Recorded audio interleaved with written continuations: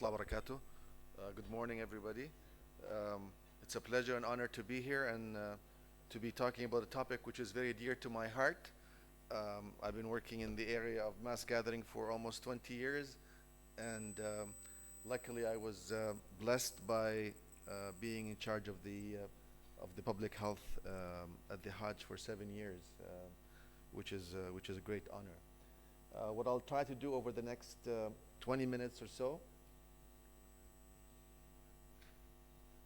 is give you a definition of what mass gatherings are about, talk about the establishment of mass gathering medicine as a discipline, discuss in depth the sport events as mass gathering events, and also talk about the infectious disease and communicable diseases that occur during mass gatherings in sports, what kind of surveillance strategy should be applied, and then how could a country be prepared and how can they do risk assessment before the event takes place.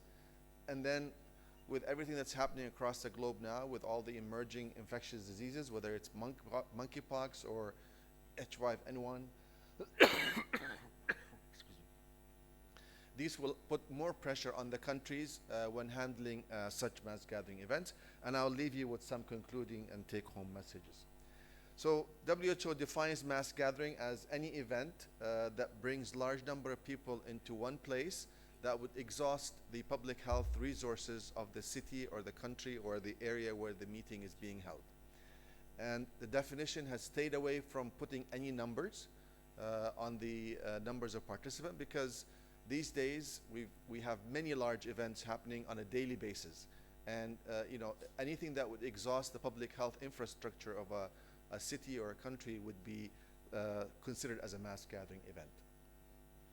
Of course, mass gatherings can be divided into spontaneous and planned, and the spontaneous ones are usually unknown or unplanned, like refugee camps, or same location happens on a regular basis. The planned ones is one-off, like the World Cup winners or royal weddings or celebrations, or it can be recurrent, happening in the same location like the Hajj, happening every year, or changing locations like the Olympics or the World Cup, and that's the topic of discussion today. Of course, mass gathering has huge public health impact, and that's why it's a discipline of its own. Basically, the type of the event, the duration, the size and location, and the effect of the weather, whether it's cold or hot, makes a huge impact on how to manage mass gathering events. And also, if the mass gatherings draws people from outside of the country, then it becomes much more complicated than having a mass gathering with only people from within the country. And these are just a list of some of the complications that can happen in mass gathering events, whether it's transmission of communicable diseases, water and sanitation related disorders, non-communicable diseases including heat stress and other issues, mental health and psychological disorders, stampede, accidents, trauma, alcohol and substance abuse, and also terrorist incidents. All these events should be kept in mind in people who are preparing mass gathering events, so there is a plan for response when any of these things happen, God forbid. Of course, the Hajj that happens every year for many, many thousands of years is something that the Kingdom of Saudi Arabia has gained extensive experience in managing. And just to give you an example, for Ramadan from last year, in 1 month we had 30 million people coming for the Umrah in Ramadan month, which is a huge number. If you are not prepared as a country or as a city, it could actually overwhelm the public health infrastructure of the country. Of course, sports are different than Hajj, because during the Hajj you have the elderly people being more prevalent with non-communicable disease and comorbidities, and the data that we have collected over many years shows that almost 60% of the pilgrims are actually above 60 years of age. So this makes them much more vulnerable to complication. With sports, it is much easier because you have younger, healthier people who are there to have fun and to enjoy themselves. So the challenges are slightly different. So How did the mass gathering become a discipline that is recognized by WHO and by other entities? It was after this meeting that was hosted by late King Abdullah, God bless his soul, in 2010. This was a meeting that was held in Saudi Arabia in Jeddah, and it was under the patronage of His Majesty, the late King Abdullah. And we had 40 ministers of health and also the Director General of WHO attend that meeting. And in her speech, she gave commitment that mass gathering is so important that she will make sure that the WHO recognizes this as a discipline and also ensure that countries and WHO work together as partners in managing these events. This was followed by a side event at the WHO Health Assembly in 2014, again with the DG, the Regional Director of EMRO, and our colleague, Richard Horton, the Lancet Editor-in-Chief, who was there to sort of support this discipline. And we produced a supplement in the Lancet addressing the issue of mass gathering medicine. So moving to sports, people say, how common are infectious disease during sports? Are they as common as it is in religious mass gathering? And the answer is no. The data that we have, which is limited, shows that infectious diseases are much less common in sport mass gathering events. And these are some examples of previous Olympics and World Cup events that happened with documentation of infectious disease during these events. And you can see that the most common complications are usually either upper respiratory tract infections or gastroenteritis. And the rates are between 1 and 5%, which is extremely low compared to what we tend to see in other mass gathering events. So why do countries work to host World Cup or sport events? For the international portfolio, for economic benefit, for public health promotion, and also for community mobilization and volunteerism. And this is very critical.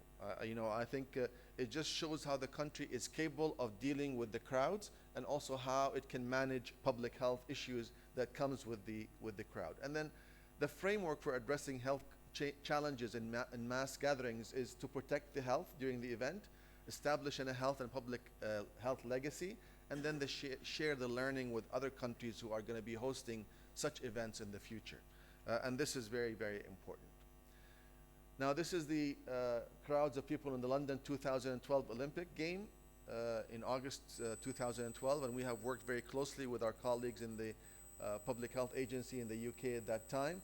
It sounds very simple, and it sounds like it's just fun, lots of people having joyous time, but there's a lot of planning that goes into place before the event. There are multiple committees, international committees for the Olympics, London committee and then there's some government committees, there's security committees, and they all interact very quickly and very regularly. Every morning at 6 in the morning, they have a report that comes out from the lower committees all the way to the top committees to tell them what is happening on that day or the day before, so they are prepared for the next day event. There are other activities like the World Youth Days, and these are activities that are celebrating the Christianity, and of course these are young people who attend these events, and the Pope usually visits with them. And you can see some of these events can be as large as 5 million people, like the one in 1995 in Manila. But it goes from a few 100,000 to a few millions, and this is some pictures from the Manila activity. This did not go without problems, and this is some data from the WHO bulletin showing that at that event there was a lot of rain and the weather was cold, and there were a lot of excess issues with the cold injuries among individuals who were attending, despite the fact that they are young and healthy. So you have to make prediction of what's going to happen depending on the weather and depending on the attendees and the conditions of the event. This is again World Youth Day in Australia, and this is to show you that many of these global events, Olympics, World Cup, brings with them infections, because you get players, you get people who are coming to visit from different countries to see the event, and you can spread different diseases and different pathogens, including chikungunya, yellow fever, malaria, and dengue, especially if the victor is actually in the country where the event is being held. This is from the Winter Olympic in 2010 in Vancouver, and that was followed by a huge measles outbreak that sort of paralyzed the public health authorities in DC, BC, in Vancouver. Just to show you that you have to always be ready and expect anything that could happen. So what kind of surveillance activity you should be doing during the sport events? Syndromic surveillance is the best way forward, and it's actually the simplest and most efficient way of doing it by deciding on the themes that you're going to be following in a syndromic way. And now we use the IT technologies and AI to document these events. So this is for the London Olympics. They looked for respiratory infections, asthma, wheezes, GI infection, gastroenteritis, cardiac, myocardial ischemia. And then based on these, every day they produce a report like this, showing you the different events happening among the workforce, the team and technical officials, the Olympic and Paralympic family, broadcasters, and athletes. And it's very important to look at the athletes because these are the ones who are doing all the physical activities during the event. And then on a daily basis, they produce a figure showing how many cases of fire, how many issues of malaria, how many meningitis, how many respiratory infections, and these go to the different committees and they take interventions. So if there's anything that requires quarantine, prophylaxis, or taking action, then that is done by the Public Health Committee. Again, this is another festival activity in Solomon Island in 2012. Again, syndromic surveilling, looking at ILI, prolonged fever, non-watery diarrhea, acute fever with rash, watery diarrhea, and these are very easy to follow. So you have teams, public health officials who are in the area, and they collect information on a regular basis if there's any of these symptoms that occur, and they can produce graphics that will be very easy to follow for each of these different syndromes. And again, this is from the Qatar event, FIFA event, looking for malaria, especially if you have the victor. There are some key points that you have to sort of document as far as vector-borne diseases in the country. So how do you prepare? So as a person who's working in public health, and I was a deputy minister of public health for 7 years in the Ministry of Health, usually you have a lot of travelers that come to the event. Some of them have some mild infections that you don't want to bother with, and you have a small group that have high consequence travel infections, but it has a low probability of transmission, and you want to pick that one person with that red dot among the millions that come that have high consequence pathogen that can spread and then cause major problems in the country. And this is the difficult task for public health, to pick up that one single red person among the 1 or 2 million people who are going to visit the country for the event. So there are 3 main areas for risk assessment: what might happen, how will we know when it happens, and what we will do when it happens. And this is what we do in the Ministry of Health in Saudi, in the public health, is after the Hajj finishes, the committee meets and we ask ourselves these 3 questions. And these 3 questions we keep asking ourselves throughout the period until the next Hajj comes, because we want to make sure that we're aware of what's happening across the globe and where the pilgrims are coming from. So what's happening, monkeypox in Africa, if there's anything happening like dengue in South America, if there's oropouch happening in Latin America, and so on and so forth. We have to make sure that we have the preparation ready to address these issues. And of course, in order to inform all planning and delivery activities, it is essential to understand the context and the risk assessment. You have to identify people at risk, and you have to put proper interventions, whether it's a vaccine, whether it's quarantine, whether it's contact tracing and follow-up when they come through the airport. All these measures have to be planned and executed very carefully. And of course, there are many, many risk strategy assessment. There's the CDC famous risk assessment, where you look at the disease and how severe it can be, and then how low or high the risk of that disease coming in. So when we had Ebola in 2014, I think, one case could cause a huge problem for us. So we said, yes, that pathogen, although it's unlikely to come to Saudi for the Hajj, but because of the high risk and high impact, we decided that recommendation for the country to prevent people coming from the country which had Ebola at that time until the outbreak was settled, and the quota for those countries were actually doubled for the next few years so that they can compensate the pilgrims coming to the country.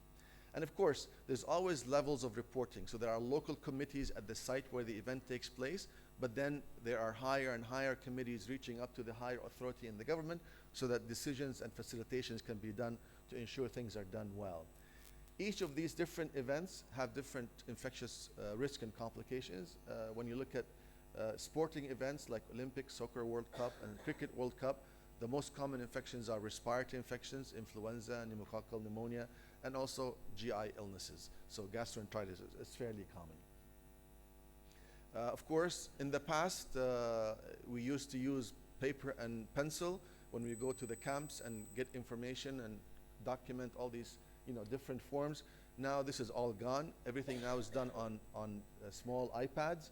This information transfers into a big database, and from that database we have a command center room which basically downloads the information on a graphics, and you can see the graphics change every 5 minutes. So in the command center in Mecca, where the Hajj takes place, we have TV screens all over the room, which tells us every 5 minutes how many cases of lower respiratory tract infection being diagnosed in the clinics and the hospitals, how many pneumonias, how many UTIs, how many sepsis, and this gets updated every 5 minutes. And if there's anything suspicious, then the person in charge in that command center dispatches a team to the area to ensure that they do the full investigation.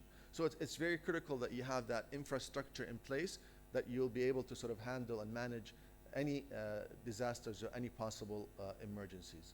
Of course, now with the AI systems, everything is being automated. And now, instead of doing things and investing in a lot of manpower, you can see in the Paris Olympics, they invested a lot in AI, and they used that in the training of the performers, and also in making decisions about interventions. What is also important is you have to be prepared for the worst case scenario. Inshallah, everything will go well, and that's always our hope. But you have to look at everything that could happen in case it happens. Even if it's 5% chance, you have to be prepared. And you can see in the Japan Olympics, they actually imported some of these, very lethal pathogens like Ebola, Marburg, Lassa, Crimean Congo into their labs so they can do sensitive tests and rapid tests so they can diagnose cases in case cases arrive into Japan. And of course, Japan has never had these pathogens in their lab, but they actually imported them 6 months before the event to make sure that they have all the testing capabilities to be able to detect the cases very quickly.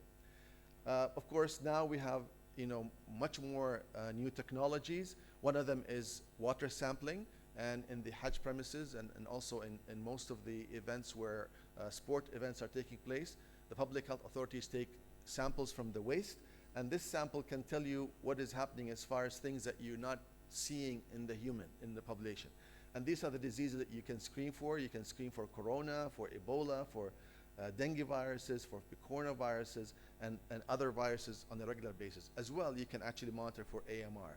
And you can see before and after the event if there's an impact on development of any of these issues. Of course, emerging infectious diseases are always a concern. This is what Tony Fauci published in the New England Journal, showing us how many different diseases has caused pandemic over the last 20 or 30 years, and this is not going to stop. So this is going to continue to happen because we still have very close contact between the animals and the humans. And as long as that continues, we're going to be seeing new emerging pathogens, which are mostly zoonotic diseases. And now, we're concerned about avian influenza, which is happening very quickly, or they call it cow influenza, that is happening in the US. And of course, COVID was a good lesson for us during the Hajj, because one of the regular mass gathering events, a lot of the mass gathering events were canceled during the COVID, the first at least 2 years of COVID. And of course, in Saudi Arabia, this is a unique picture. You can never see the mosque, the Grand Mosque, empty. But actually, this was taken during the first year of COVID, when they were actually doing cleaning of the Grand Mosque.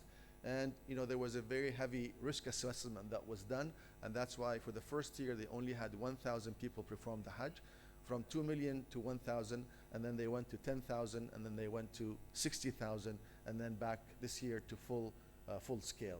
And you can see how the 10,000 people were actually managed during the Hajj, where they were asked to be maintaining distances between themselves to ensure there's no infection transmission. And this is again showing you how the normal mosque looks like, and then how it's empty for the first time ever. It's never been actually empty in the past. So in conclusion, the spread of infectious disease at mass gathering might be expected to compromise the health system of the host country. Infectious disease pose a threat to global health security, and you have to have proper planning, communication, and public health surveillance to respond to these events. You have to have good surveillance, and you have to be prepared with vaccines and antibiotics to ensure that if there's something that happens, you can actually intervene very quickly.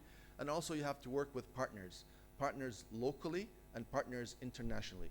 And as you probably know, in the Hajj, we work with the WHO regional office in Emro, we work with the CDC in the US, we work with the European CDC, and with different public health agencies. They actually come to our command center and they see how we operate so that everything is visible and clear.